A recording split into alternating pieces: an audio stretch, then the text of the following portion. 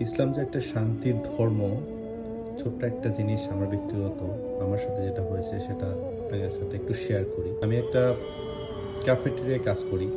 তো সকাল ৫:৩০ ৫টার দিকে এটা খুলতে হয়। তো সকালবেলা গেলেই অটোমেটিক ৭টা ৭:৩০ বা ৮টার দিকে প্রচুর পরিমাণে খিদা লাগে। যদি না খাই মাথা ঘোরে, এরকম একটা ভাব।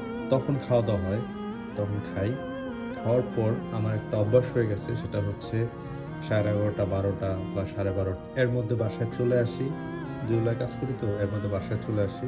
তো বাসায় এসে তাড়াতাড়ি আমাকে রান্না করে বা খাবার যা আছে খেতে হবে বা ওইখানে কিছু খেতে হবে। না খেয়ে রোজার মাস আসছে, মানে এই জিনিসটা আমার হয়ই। মানে আমি সকালে খাই নাই, দুপুরে খাইতেছি না, রাতে মানে সন্ধ্যার বিকালে খাচ্ছি না, যা একদম সন্ধ্যায় ইফতারের সময় খাচ্ছি। রোজার মধ্যে আল্লাহ তাআলা সবকিছুর মধ্যে রহমত। তো এটার মধ্যে একটা আসলে বড় একটা ফজিলত। আল্লাহ তাআলা সবাইকে রোজা রাখার তৌফিক দান করুক।